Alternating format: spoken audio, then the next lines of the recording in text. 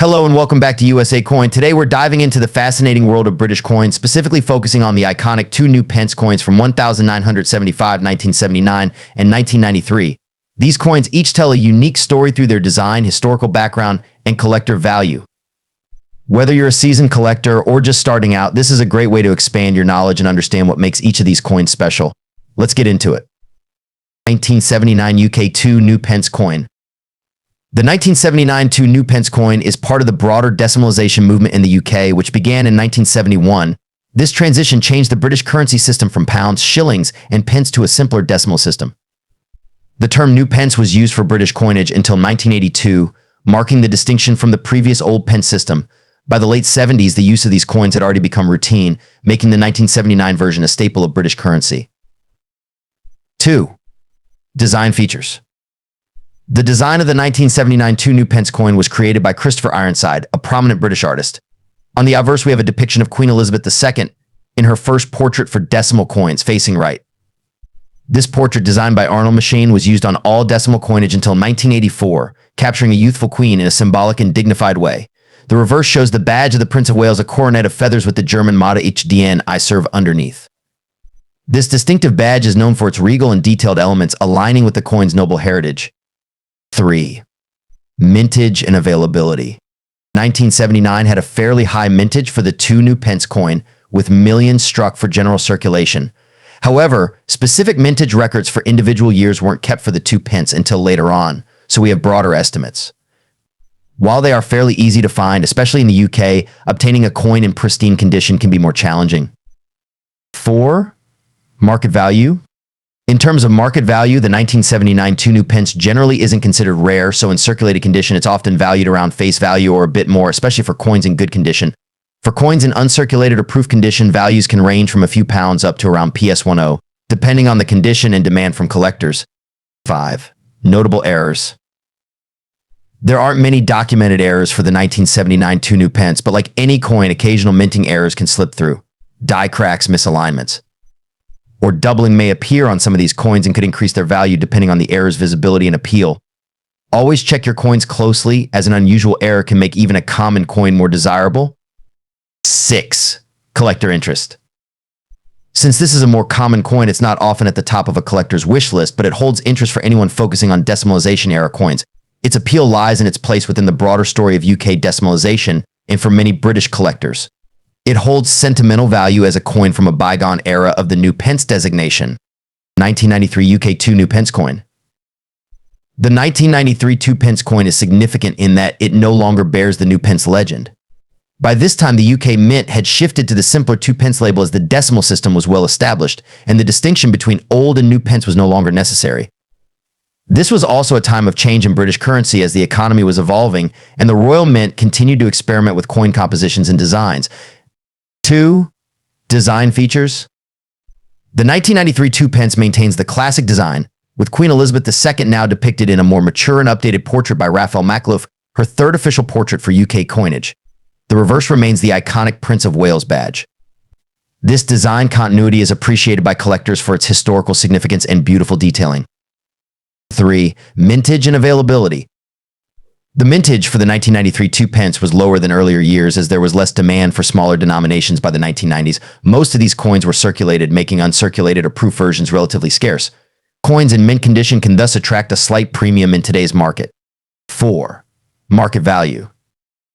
Typically, a 1993 2 pence in circulated condition would be valued close to face value, though coins in excellent condition or proof versions may fetch up to PS5 or PS10. Scarcity can be a factor here, especially if you come across one in exceptional condition. 5. Notable errors. As with most coins, errors are possible but rare. Common error types might include misaligned dies or minor planchet flaws, which can add a bit of interest and value to a 1993 2 pence. 6. Collector interest. This coin's collector appeal is primarily for those interested in British decimal coins in the transitional era from new pence to 2 pence. It's a more modern coin, so it's less valued as a historic piece, but still holds interest for enthusiasts of late 20th century British coinage. 1975 UK 2 new pence coin. Finally, the 1975 2 new pence takes us back to a period still fresh from the decimalization changeover. These coins were part of the effort to acclimate the public to the new system. As part of the early batch of decimal coins, 1975 coins carry a bit more intrigue for collectors interested in the initial years of decimal currency in the UK. 2. Design features. Like its 1979 counterpart, the 1975 coin features the first portrait of Queen Elizabeth II by Arnold Machine on the obverse. This was a highly stylized depiction, often praised for its elegance and simplicity. On the reverse, we again see the Prince of Wales badge, symbolizing continuity in the design. The choice of the Prince of Wales feathers was a nod to the monarchy's deep-rooted heritage and the importance of Welsh representation in the UK. 3. Mintage and availability. 1975 had a considerable mintage as the UK was fully embracing the decimal system and demand for coinage was high. Though not rare, it's still desirable, especially when found in uncirculated or proof quality. Many circulated coins show signs of wear due to their frequent use. 4. Market value. For a 1975 2 new pence, circulated coins generally hover around face value or a small premium. However, uncirculated or mint condition coins can be valued higher, especially if they are proof specimens. Collectors of British decimal coins may pay around PS5 to PS15 for well-preserved or proof coins. 5. Notable errors. The error coins from 1975 are scarce but can be quite valuable if found. Examples might include off-center strikes or die clashes. These errors make the coin more appealing to error collectors and can significantly boost its market value depending on the severity and type of error. 6. Collector interest. This coin is often sought after by collectors interested in early decimalization issues as it represents an era of transition. Although it's not exceedingly rare, a 1975 2 new pence in excellent condition can be a valued part of a British decimal coin collection. 1985 UK 2 new pence. The 1985 UK 2 new pence coin belongs to an interesting period in British numismatic history. The new pence series was first introduced in 1971 as part of the decimalization of Britain's currency, shifting from a system based on pounds, shillings, and pence to a more straightforward decimal system.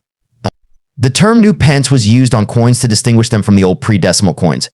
However, by 1982, the new pence text was phased out in favor of simply 2 pence on the 2p coins. However, due to some reissues and circulation needs, the new pence design continued to be minted for certain coins, especially for sets made for collectors. The 1985 2 new pence coin, while not intended for general circulation, was included in proof sets and souvenir collections, adding a unique twist to its history. 2. Design features. Let's talk about the design. The obverse or front side of the 1985 2 new pence features the iconic profile of Queen Elizabeth II. This portrait was designed by Arnold Machine and depicts a youthful Queen Elizabeth wearing the Girls of Great Britain and Ireland tiara, one of her favorite and most recognized pieces. The inscription around the portrait reads Elizabeth II DG. Reg. FD Latin abbreviations for Elizabeth II, by the grace of God, Queen and Defender of the Faith. Turning to the reverse side, we see the denomination new pence, along with the large numeral 2 below a heraldic badge of the Prince of Wales. This badge, a prominent emblem in British heraldry, features the prince's feathers encircled by a coronet, accompanied by the motto HDN, which means I serve in German. 3. Mintage and availability. The 1985 2 new pence coin was minted exclusively for proof sets and uncirculated mint sets, not for circulation. This means it wasn't released into the general public, making it a bit more challenging to find than other years of 2 pence coins.